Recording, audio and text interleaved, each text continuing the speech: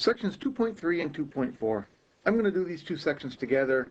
They go well together. It seems logical to do them together. We're going to look at addition and subtraction of real numbers. All right, let's start with addition. I'm not going to bore you with adding two positive numbers. I'm going to assume you know how to add two positive numbers, line them up, and add them like normal. Let's talk about adding when you have one positive and one negative.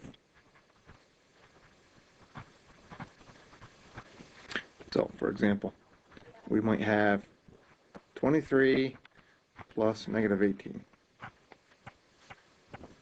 Well, what you have to do, you got to recognize that you have one positive number and one negative number. When you have one positive number and one negative number, you're really going to end up subtracting. So what you need to look at is you need to look at the two numbers. I got a 23 and I've got an 18. Let's forget about the minus sign for a minute. Which one's bigger, 23 or 18? Well, the bigger one is 23. So that tells me my answer is going to be positive. Since 23 is bigger than 18 and 23 is the positive number, my answer is going to be positive. I then go off to the side here and I do 23 minus 18. 23 minus 18, that's 5. So my answer in this case is going to be positive 5. How about negative 14 plus 6? All right, once again, I look at my two numbers. My two numbers, I have a 14 and I have a 6. 14 is bigger than 6, and 14 has the negative. So since 14 is the bigger number and 14 has the negative, my answer this time is going to be negative. And again, I come off to the side now and I subtract my numbers. 14 minus 6, that's 8. So my number is negative 8. Okay, so that's about all there is to it. You look at the numbers, figure out which one is bigger. That tells you if your answer is going to be positive or negative, and then you simply subtract. All right, now let's look at the easier one. What if you have two negative numbers? That one's actually easier. If I have negative 9 plus negative 5. Well, if I have two negatives and I'm adding them together, my answer is going to be negative. And then I just add the numbers like normal. 9 plus 5 is 14. So my answer is negative 14. Negative 36 plus negative 24. Once again, I recognize I have two negative numbers. Anytime I have two negative numbers and I add them together, my answer is going to be negative. And then I just add the numbers like normal. Maybe you can do this one in your head. Maybe you need to write it out over here. 0 carries a 1, 60. So my answer would be negative 60. Okay, that's pretty much all there is to that. Now let's look at subtraction.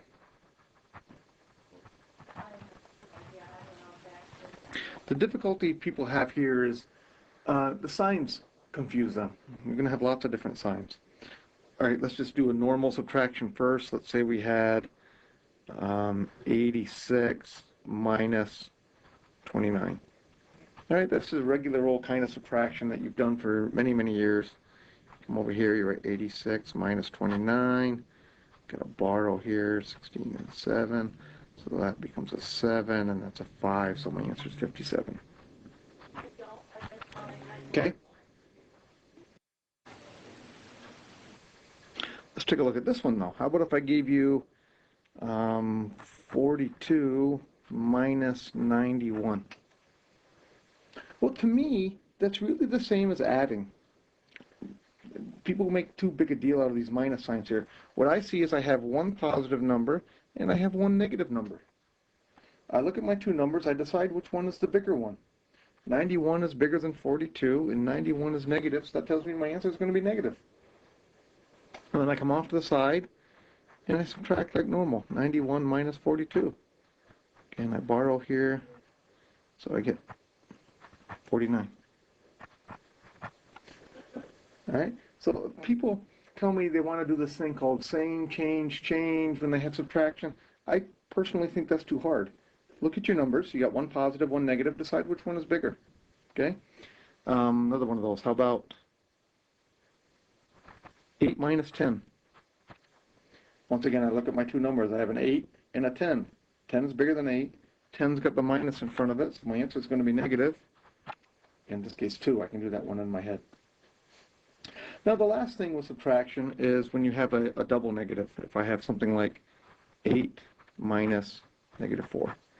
Well, you need to remember with double negatives become positives. So this, you rewrite it, becomes 8 plus 4. That's 12. Or if I had negative 6 minus negative 9, that would be negative 6. A double negative, a minus and a minus becomes a plus. Negative 6 plus 9. Now I'm back up to my addition here. 9's the bigger number, so my answer is positive. Turns out to be 3.